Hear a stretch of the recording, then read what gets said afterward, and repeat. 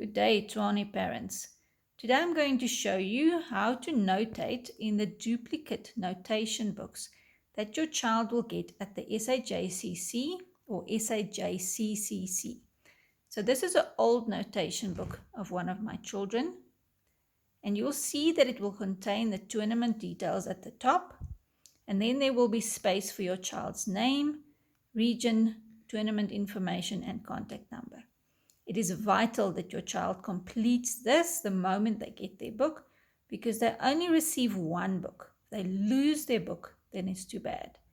So please make sure that your contact information is written there so that if the book is lost and found, somebody can contact you. Then the most vital difference basically between this notation book and any other notation book is that it has a duplicate page. So it has a white page and then a blue page, and then at the back of the book you will find a cardboard page.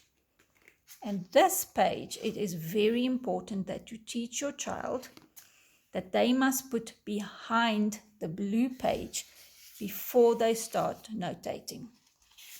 So you must help the little ones, if your child is small, and teach them white page, blue page, cardboard.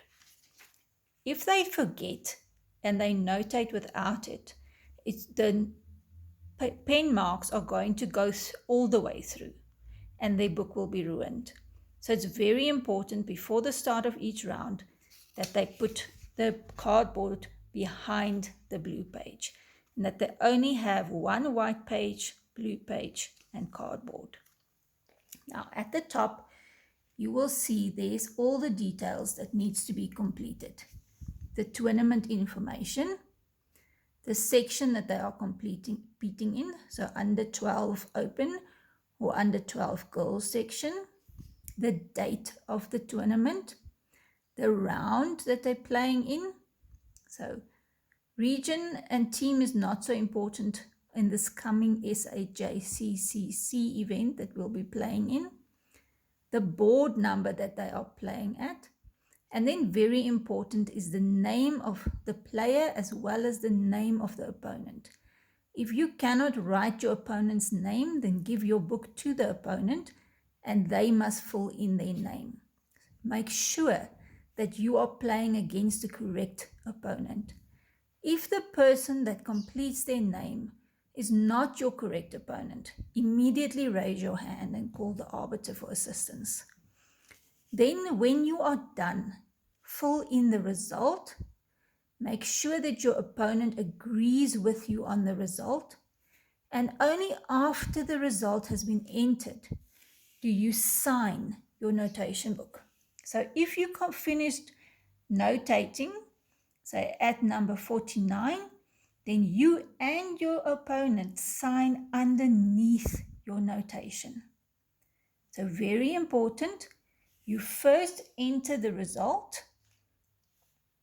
So 1-0 or 0-1 or half. And then you both sign the notation book.